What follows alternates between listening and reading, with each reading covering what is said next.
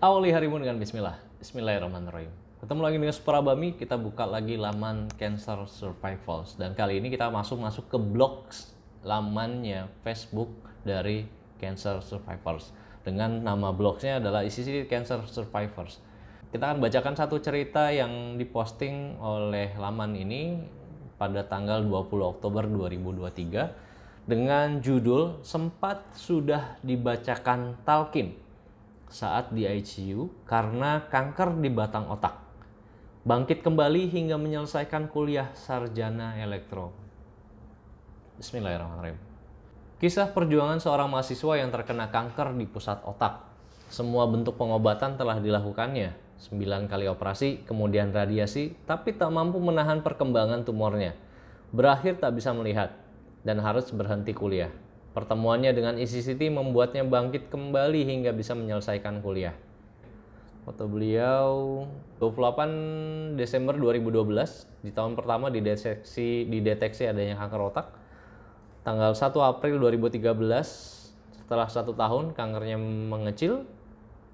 Tanggal 6 Maret 2014 kankernya hampir hilang. Tanggal 11 Agustus 2015 kankernya hilang, dan tanggal 9 Oktober 2022 setelah 10 tahun mengalami survive kanker. Foto berikutnya ada menjelaskan di sebelah kiri ya, ada piagam 5 years cancer survival bersama Dr. Warsito Purwotaruna dan Dr. Edi Syukur. Yang tengah adalah Ramadan Waji. Kiri, Aji ketika diwisuda sebagai Sarjana Teknik Elektro ITS, Masya Allah, April 2017, sekaligus mencapai 5 tahun terbebas dari kanker otak. Sebelah kanan, fotonya adalah Aji ketika melewati 10 tahun terbebas dari kanker otak, September 2023. Alhamdulillah, Mas Aji hebat.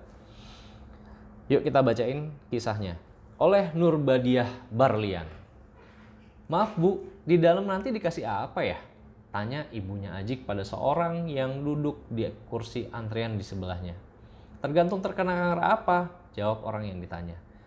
Ibu Aji membayangkan akan diberi air putih yang sudah dijampi-jampi atau jimat-jimat seperti banyak sekali yang dia dengar di negeri yang mayoritas beragama ini. Miris.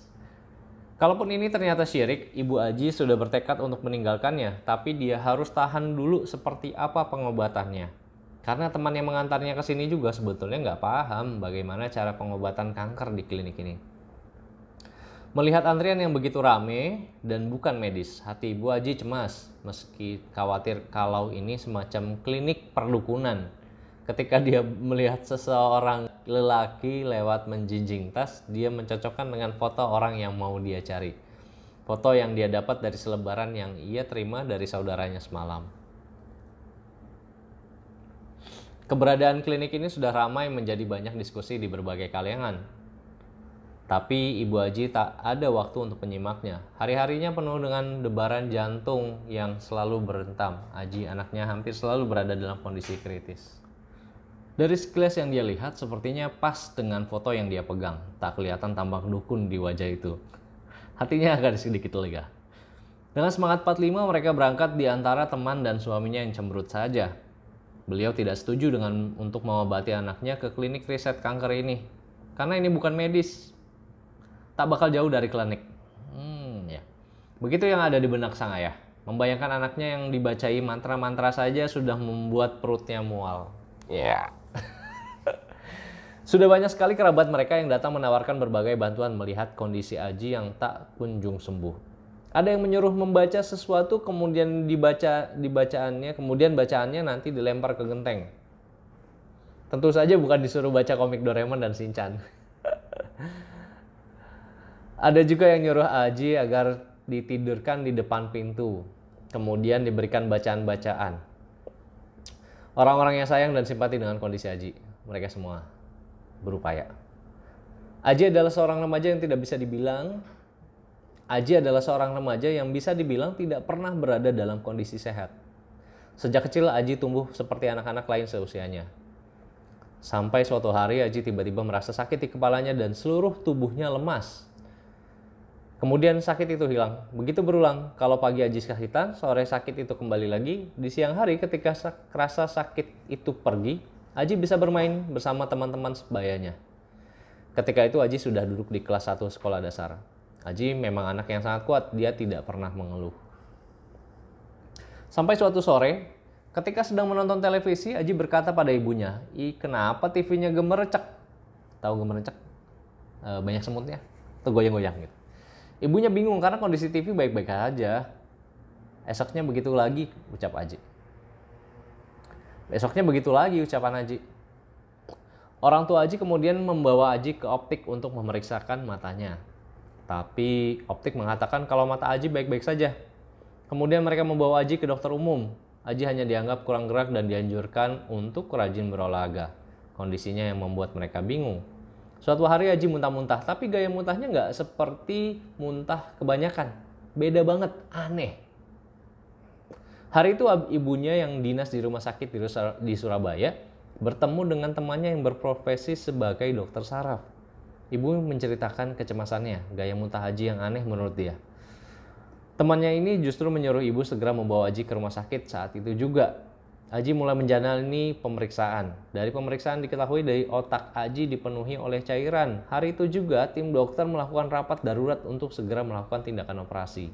Pemasangan selang untuk membuang cairan yang sudah memenuhi rongga otak di kepala Aji.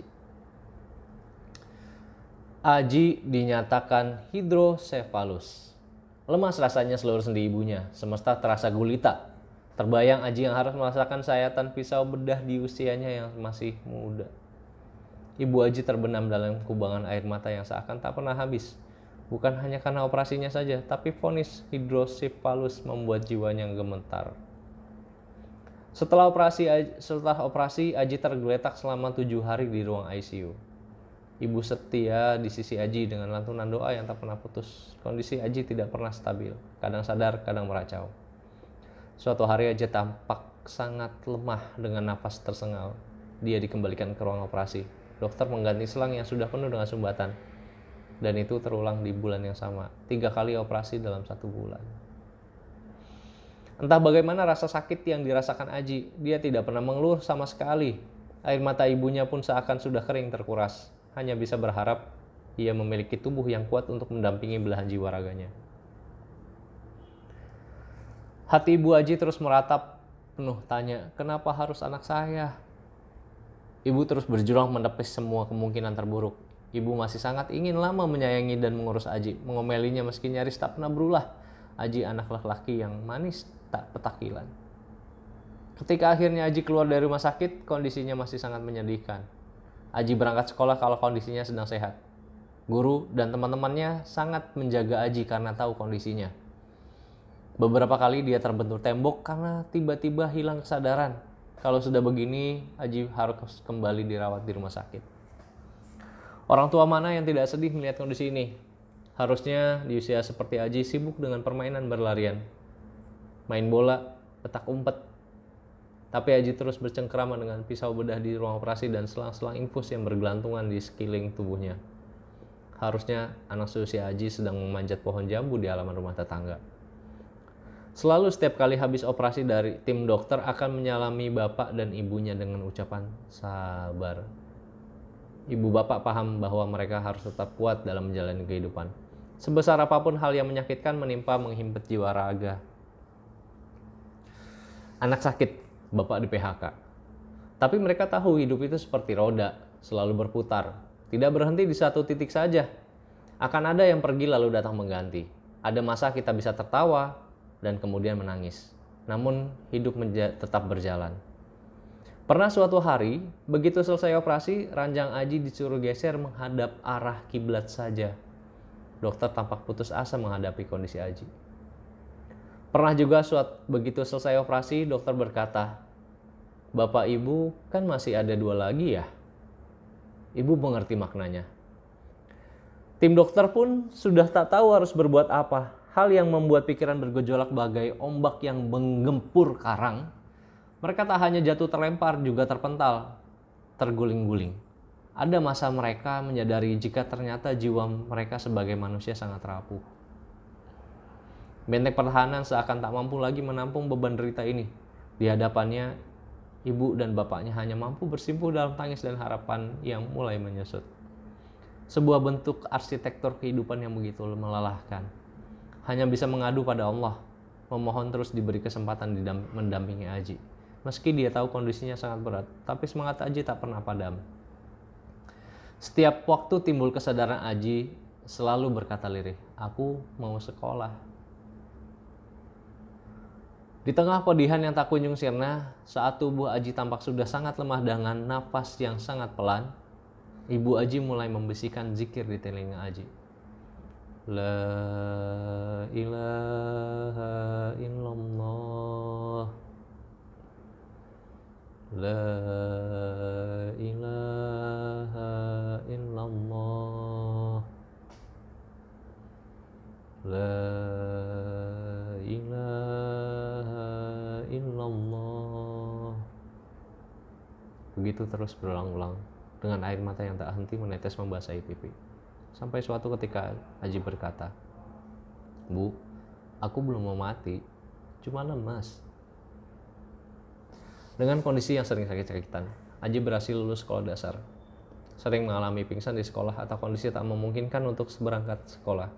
Surat izin sakit Aji entah sudah berapa banyak. Hingga selesai SD, Aji sudah menjalani 9 kali operasi terkait dengan cairan di otaknya. Masa SMP dan masa SMA, perjalanan terasa begitu indah. Aji tumbuh semakin sehat, meski kadang tetap kontrol ke rumah sakit, tapi semua relatif baik-baik saja. Hingga suatu hari, tak lama setelah Aji lulus SMA dan menyelesaikan ujian masuk perguruan tinggi, tiba-tiba Aji pingsan, tergeletak lemah. Langsung mereka berangkat ke rumah sakit dan kembali melakukan banyak pemeriksaan. Dari hasil pemeriksaan MRI, ditemukan adanya tumor di batang otak Aji. Dokternya menjelaskan bahwa itu adalah hal yang ternyata menjadi pemicu kondisi Aji tidak pernah sehat selama ini. Ada tumor yang menempel di sana sudah sebesar 0,8 cm pada area yang disebut pineal di atas batang otak. Secara ukuran tumor otak masih relatif kecil, tapi untuk ukuran tumor di batang otak itu adalah ukuran yang cukup besar. Tetapi karena posisinya yang melekat di batang otak, dokternya di Surabaya tak berani mengambil tindakan operasi. Di luar dugaan, hasil ujian masuk ke perguruan tinggi, ia diterima di ITS, jurusan Teknik Elektro. Masya Allah. Kondisinya sering naik turun, sehingga ia harus diantar dan dijemput oleh ayahnya untuk pergi kuliah dari rumahnya di daerah Gunung Sari. Kondisinya makin lama makin menurun. Akhirnya dokternya menyarankan Aji untuk dirujuk ke rumah sakit besar di Jakarta. Di rumah sakit di Jakarta, Aji menjalani radioterapi. Hasil radioterapi awalnya perkembangannya cukup bagus. Ukuran tumornya semakin mengecil. Berjuta harapan kembali terukir indah. Namun kebahagiaan itu tidak berlangsung lama. Suatu hari Aji kembali tidak sadarkan diri lagi. Hasil MRI ternyata tumor yang tadinya sudah hancur menyebar ke area batang otak, talamus atau pusat otak, dan jaringan otak yang menjadi pusat penglihatan. Semua tim dokter panik. Ibu dan bapak terbelenggu dalam kecemasan dan ketakutan yang amat sangat. Dokter melakukan rapat darurat selama lebih dari 3 jam, tetapi tak bisa mengambil kesimpulan. Kondisi Aji kian menurun. Tanpa ada solusi, ia kembali dibawa pulang ke Surabaya. Kantung mata Aji turun berkerut kecapean akibat tertarik masa tumor yang menginvasi pusat penglihatan. Ingatannya hilang timbul mengingatkan pada Eyang Akung yang sudah sepuh. Pernah suatu hari Aji meminta dibelikan burger. Belum habis makanannya itu dilahap, tiba-tiba dia menatap burger di tangannya dengan ekspresi menjijik. "Apa ini?" teriaknya marah. "Kenapa ada ini? Bau sekali," katanya sambil menyingkirkan jauh-jauh makanan itu dari sisinya. Padahal dia yang minta dibelikan pada ayahnya, tapi kemudian dia sendiri yang lupa. Kedua orang tuanya membutuhkan berlipat-lipat kesabaran dalam menghadapi Aji. Suatu hari ayah Aji disarankan tim dokter untuk menemui seorang dokter spesialis bedah saraf yang sangat terkenal yang biasa menangani kasus seperti Aji. Tetapi untuk bisa mendapatkan waktu untuk konsultasi dengan dokter spesialis ini itu harus menunggu waktu 3 bulan dan Aji harus dibawa lagi ke Jakarta. Kondisinya semakin menurun, penglihatannya hampir gelap. Hal itu membuatnya paling sedih karena tak bisa baca lagi, apalagi kuliah. Tekadnya untuk sembuh sangat besar karena ia ingin bisa bisa kuliah lagi. Karenanya meskipun harus menanti panjang dan melewati perjalanan berat naik pesawat dari Surabaya ke Jakarta, dengan penglihatan yang hampir gelap ia jalani didampingi oleh kedua orang tuanya. Setelah penantian yang 3 bulan di akhir 2012, akhirnya pertemuan yang dinantikan pun terjadi. Tetapi jawaban dokter malah membuat seluruh harapannya pupus. "Kamu nggak usah banyak mau, lupakan kuliah," kata dokter spesialis bedah saraf. "Mending kamu belajar nyanyi aja, kan banyak yang bisa nyanyi meskipun tak bisa melihat, kayak Stevie Wonder." Tentu saja Aji sangat kecewa mendengar jawaban itu. Tetapi untuk kasus kanker otak yang diidapnya, secara medis memang tak ada solusi. Aji adalah anak yang sangat senang bergelut mesra dengan pena dan lembar putih bergaris. Dia adalah anak yang selalu merindukan buku. Dia senang berjibaku menggali ilmu. Tapi tiap orang punya mimpi. Tapi tidak semua orang punya semangat tinggi untuk menggapainya. Hal yang sangat membuatnya putus asa ketika ia tidak bisa membaca lagi. Dalam keputusasaan, baik Aji sendiri maupun kedua orang tuanya, mereka bertiga kembali ke tempat penginapan di rumah saudaranya di wilayah Bintaro, Tangerang.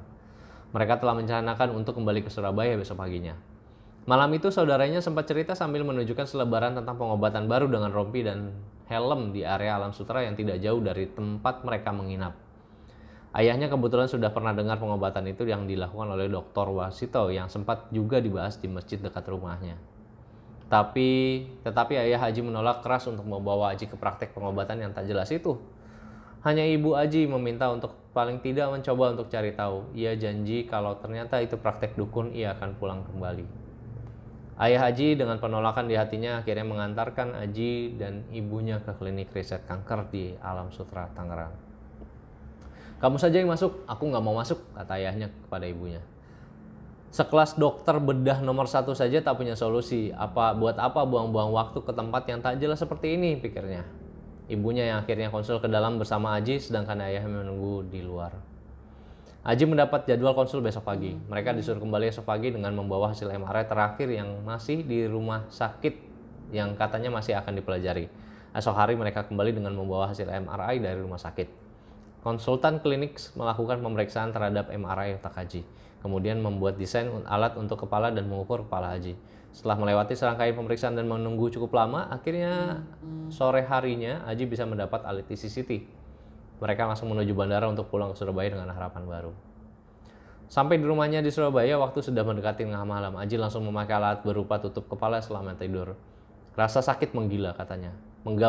Rasa sakit menggila katanya. Menggambarkan sakit kepala yang dirasakannya ketika memakai alat itu. Tetapi karena kemauan kuatnya ingin sembuh, maka tetap dipakainya alat itu. "Saya tak ingin mati tanpa mencoba. Dosa besar kalau saya mati tetapi tak berusaha terlebih dahulu. Saya tak ingin mati tanpa mencoba. Dosa besar saya kalau saya mati tetapi tak berusaha terlebih dahulu."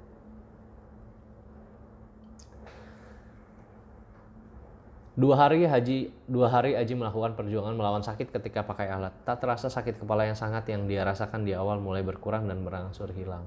Dan ketika ia mulai kembali memegang Al-Quran, tak terasa dia bisa melihat kembali tulisan ayat-ayat Al-Quran.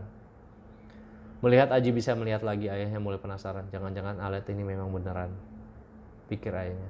Ayah menyodorkan Al-Quran yang berukuran besar yang biasa ia baca ke Aji untuk mencoba membacanya. "Tak usah, ini aja aku bisa baca kok," tolak Aji sambil terus membaca Al-Quran. Hati ayah meskipun masih ragu, mulai mengakui keampuhan alat berupa helm berwarna hitam yang disambungkan dengan kotak baterai berisi baterai A2 buah itu. Setelah 13 tahun bercengkrama dengan operasi, rumah sakit, dan kondisi antara hidup dan mati, hanya 2 malam Aji mulai terang sebagai tanda akhir dari terowongan gelap yang dialaminya selama ini. Dan kembali lagi bisa membaca Al-Quran setelah selama 3 bulan benar-benar gelap. Alhamdulillah. 2 tahun kemudian, hasil MRI yang dinyatakan bersih dari tumor dan ia kembali ke kampus untuk meneruskan kuliahnya. 2 tahun setelah kembali ke bangku kuliah, Aji berhasil lulus dan wisuda sebagai sarjana teknik elektro dari Institut Teknologi 10 November ITS Surabaya. luar biasa. Kita yang bisa baca Al-Quran jarang banget baca Al-Quran, tapi kisah ini sulit baca Al-Quran dan pertama kali membaca dalam baca Al-Quran. Saat di wisuda, ia genap mencapai 5 tahun sebagai survivor kanker otak sejak pertama didiagnosa kanker pada awal tahun 2012. Ia bukan hanya kembali bisa melihat, tetapi juga bisa menyelesaikan kuliahnya di salah satu universitas terbaik di negeri ini dan di salah satu jurusan yang paling sulit. September 2022, genap 10 tahun sejak pertama Aji mengalami kehilangan penglihatannya, ia ingin sekali melihat jembatan Suramadu. Terakhir ia melihatnya adalah ketika waktu SMA ia datang ke situ dengan naik sepeda dari rumahnya beberapa waktu sebelum pingsan dan divonis tumor batang otak. Pak Warsito datang langsung dari Jakarta untuk mengantarnya. 10 tahun mengenang kembali masa kecilnya yang hampir hilang karena sakit. Jembatan Suramadu yang membentang hingga ke laut seolah-olah ikut menyanyikan bait lagu Stevie Wonder yang membantunya untuk tidak berputus asa dalam hidup dan menemukan kembali harapan hidup yang sempat pupus. You are the sunshine of my life. That's why I will always be around. You are the apple of my eye. Forever you will stay in my heart. Stevie Wonder. Sekian blog Isi City dari https cteclab.com Electrocapacitive Cancer Therapy Assisted Device.